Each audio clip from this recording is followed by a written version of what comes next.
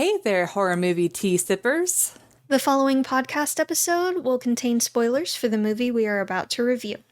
If you have not seen the movie and do not wish to have anything ruined prematurely, please do not continue to watch or listen until you have seen the movie. And welcome to the Horror Movie Tea Podcast.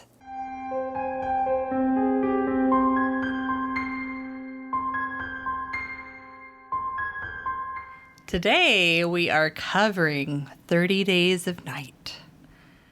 But before we go into the review, let's grab our cups and talk about tea. So we're doing some repeats. I'm doing the Harney & Sons Fun Teas, the decaf hot cinnamon, which has decaf black tea, orange peel, cinnamon flavors, cinnamon cloves, and also with creamed cinnamon honey. And I am also doing a repeat of Republic of Tea's Comfort and Joy Holiday Spice Blend Tea.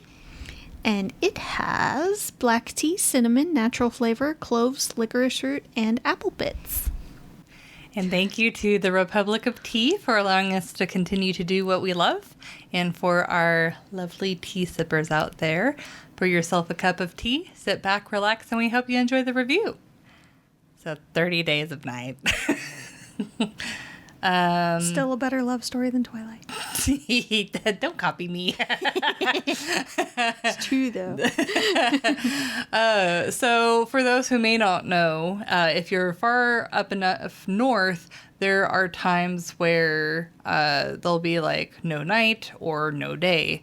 And so this particular movie, I forgot which town in Alaska, or if they just made up Burrow, one. Alaska. Okay, thank you.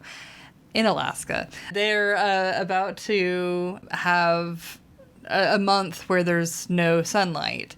And so everyone's packing up and leaving, and it's kind of skeleton crew left remaining in the town.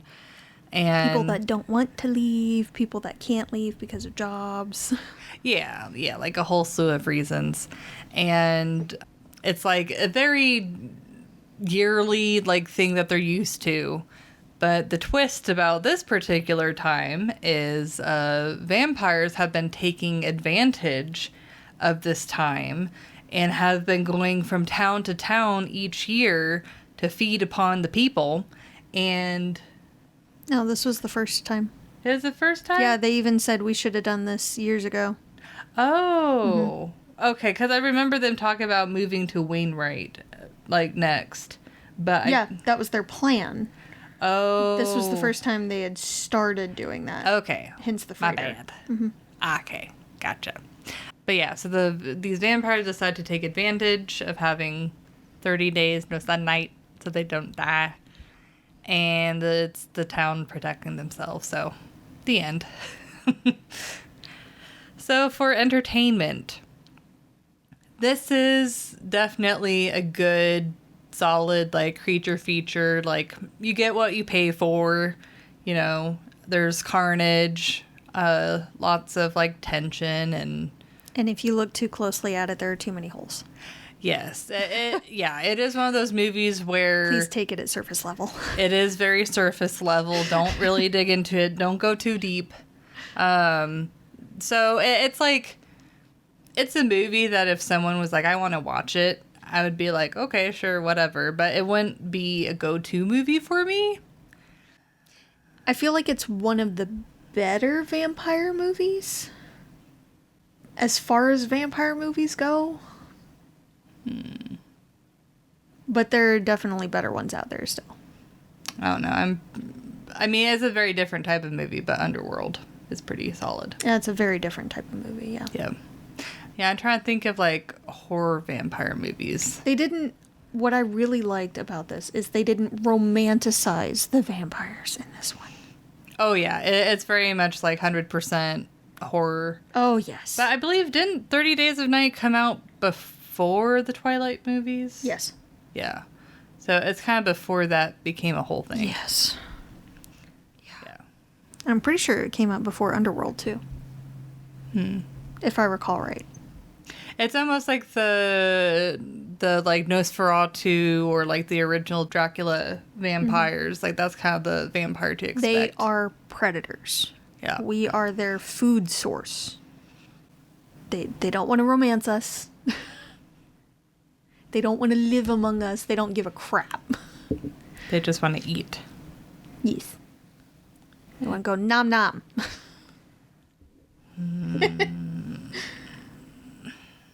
They are messy eaters.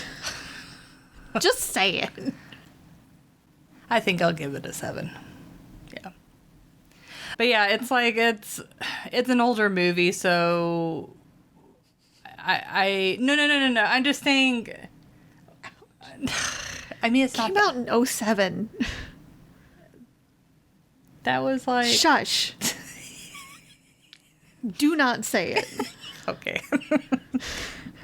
It's Don't say it. It's been out for a little bit and for a few years, and but it gives you like the horror vampires that you're like expecting, which is nice. They don't get often these days. Yeah. A lot of the time that I have seen vampires in horror movies, I haven't been like legitimately scared. I'm like, ooh, vampires, like who cares?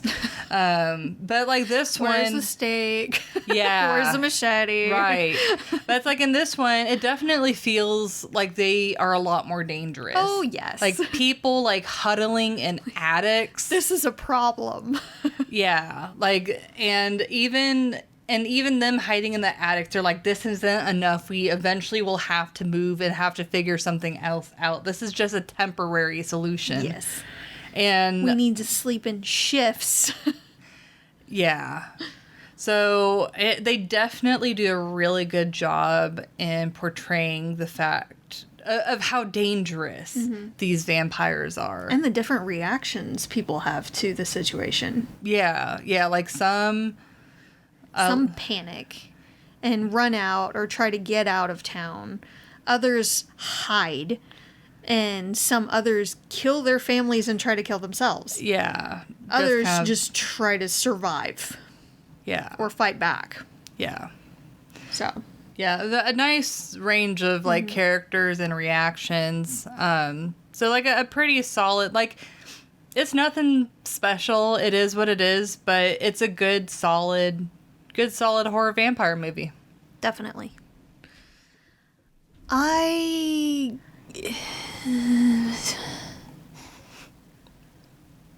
is not a realistic movie at all. But I like how they did the vampires. It felt almost like a cross between zombies and vampires. Almost. Like, just, it was almost a virus. Which, I mean, that's... And they kind of That's pretty common, though, with vampires. A lot of times. And they lose their sense of self after a while. Yeah. That's what kind of reminds me of the zombies a little bit. Yeah. They're not completely mindless. They are smart. But they definitely lose their humanity. Yeah. For sure. And they go through that physical change fairly quickly. Yeah. So it's interesting, and I like that they bring some of the older lore, and they even mention, like, it took us centuries to convince them that we were just a bad dream. That we weren't real. So they were actively trying to hide their existence. And they were trying to cover their tracks when they set the town on fire. Yeah. Well, so that was a nice touch, in my opinion. Well, and then on like the turning thing, I do like that they showed enough different people turning that you kind of see how each person reacts. Yes. Like one of the main guy is the guy that dies at the end. It's like for him, he decided to like, I'm going to keep in control as long as I can to do some good and help to help her. Yeah. Her and the other people of the town, because he was the sheriff, and he had a very, very strong sense of duty. Yeah. So. Yeah. I feel like there were better ways that he could have gone out instead of meeting the sun, but, you know. I mean, I guess they wanted to make sure that it was done and that he wouldn't come back. You know, an axe would do the same thing. Yeah, but I don't think... He did it to a few others. It was effective. It was But very effective. asking people to do it to him, that would be tough. And it was kind of sweet that he died in her arms, even though, like, towards the end when he was, like, screaming in pain. It's yeah. that Let was her pretty. have that memory. Yeah. But he died with them in each other's arms. That's romantic. Better story than Twilight. It was. Definitely. he didn't But get still, sparkled let's to death. taint this sweet spot that we had our first date in forever and have a horrible memory attached to it as well. Where I died screaming in agony and pain in your arms as you With his held little, me like, here. ash skin, like, As you held me here floating out. Yeah. so that I wouldn't leave and made sure I would die. Yeah. Sure. But yeah, it's not a deep movie. No. It is a very straightforward creature feature slasher movie. There's a lot of holes. Yeah. There's so many. It was kind of a cool touch, though, to see the ash coming from his skull, like, A out lot of the into effects were really, really good. Yeah. The practical effects were really good. The gore, it was a little bit of gore for the sake of gore Yeah. in a lot of parts.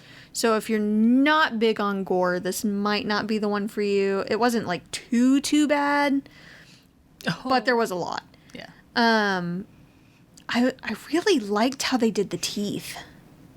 Yeah. Like, when they start to turn, it was almost shark-like. And then they gradually got more pointed. And a lot more of them. Mm-hmm. So that was kind of cool. And the eyes reminded me of demons from Supernatural. Because it was just, like, all black. So the effects were really cool.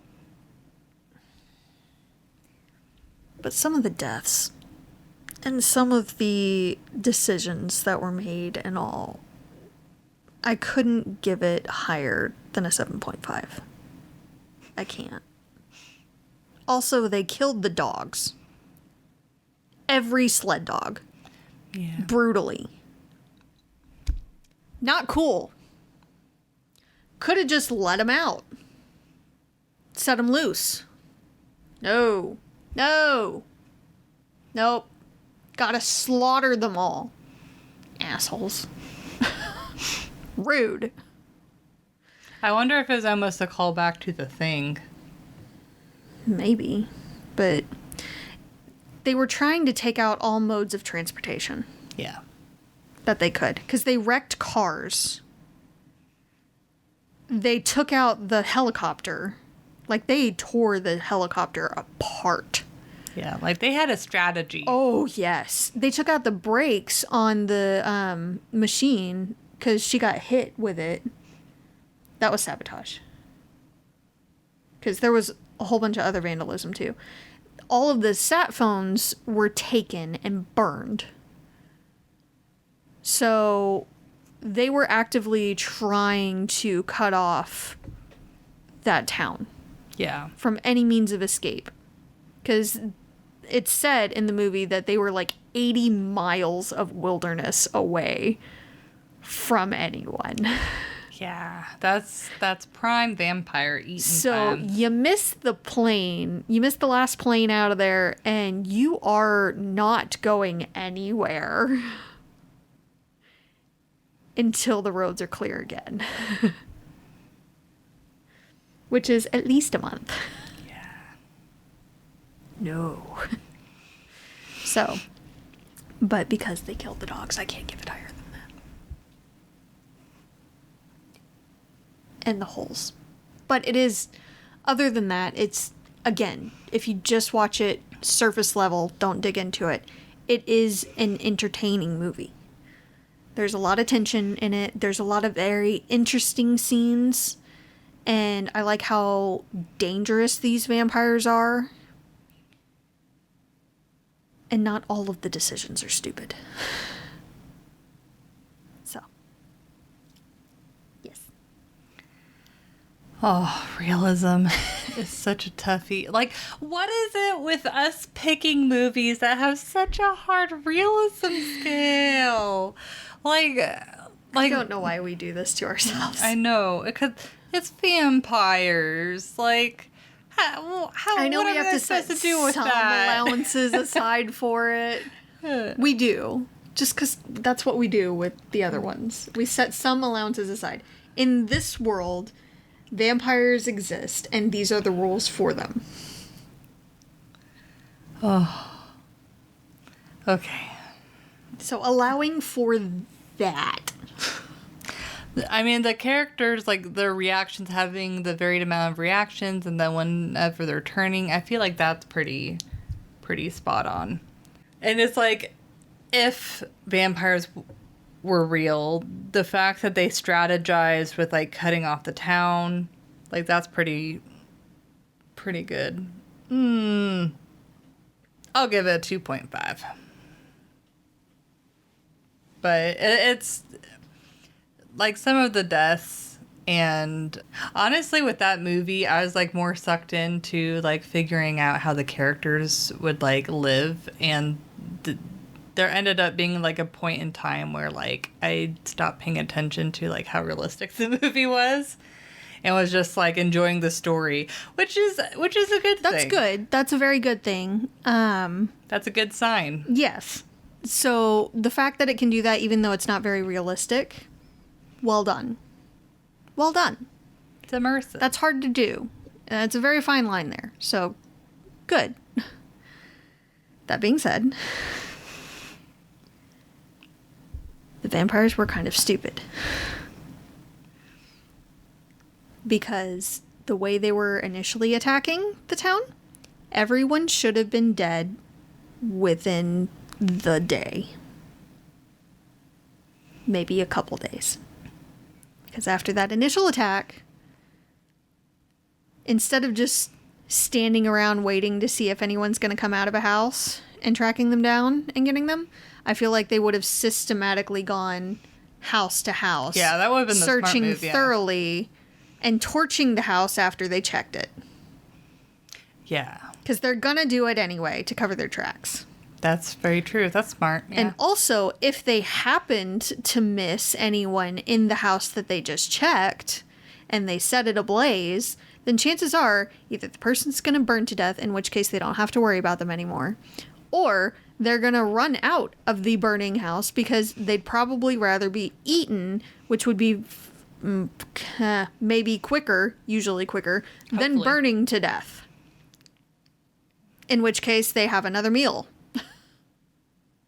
And then they can throw the remains in the burning house, like they were planning to do anyway, to cover their tracks. So, the whole thing should have been over well before then.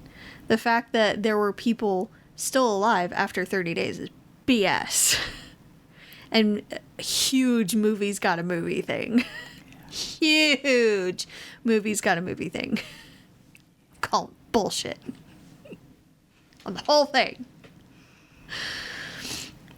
Nobody was looking for the ship that they arrived on, that they likely killed all of the crew on. Because it was just out there abandoned randomly. Yeah. Nobody looking for this missing ship. Nothing. Hadn't been called in. No searches of the ship. The only one that spotted it was the random drifter dude that ended up killing all the sled dogs and doing the vandalism stuff. Seriously? Really? And why did it take him so long to start to turn? Like, they killed him before he turned fully. But why did it take him so long to get to that point? When they bit others in that town, and they turned within a couple hours, typically. Depending on how hard they were fighting it. Sometimes it was minutes, sometimes it was hours. So, what are the rules here for this virus? Yeah. Inquiring minds want to know. Also, You cannot tell me the big bad alpha vampire that has been alive for centuries dies from a newbie punching it in the face. Absolutely not. It felt like a giant waste. It really did. I know they were trying to have this like epic mano-a-mano fight as kind of a climax and everything, but no. That was one of the dumbest deaths I had ever seen. For a big bad to die like that, it just seemed like a gigantic waste and total bull. It really did. They wasted a better death of one of the vampires going into the grinder thing in the factory. Yeah. I felt like it was kind of a waste of time.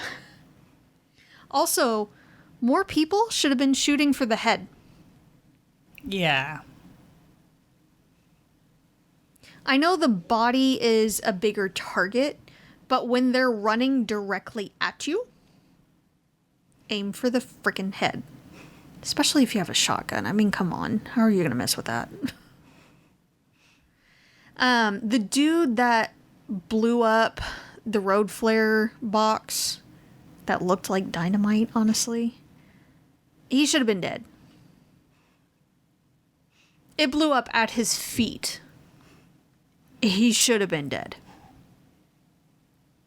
It's bullshit that he wasn't.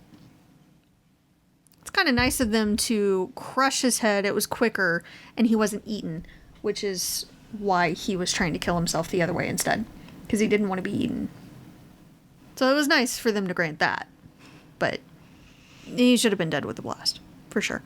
Also, why did Big Bad Vampire Dude kill his wife, mate, whatever, like that? Like, do they not heal at all if they're hit by UV? I don't know. It's like they definitely didn't explain all of the rules. Yeah. And there's no sequel to this movie, is there? There is. Oh, there is? Mm-hmm. Okay. Do you remember what it's called? 30 Days of Night, Dark Days. Ah. I have not seen that one. I just found it when I looked it up. They also have a series, apparently. 2 of them. Oh, dang. Yeah. Man. Yep. But that's what I got for Realism. Yeah, it's like, for like a classic vampire, like horror movie. Yeah. Like I'm saying, like the classic image of a vampire for a horror movie. Like this movie does a good job in modernizing that image of the vampire.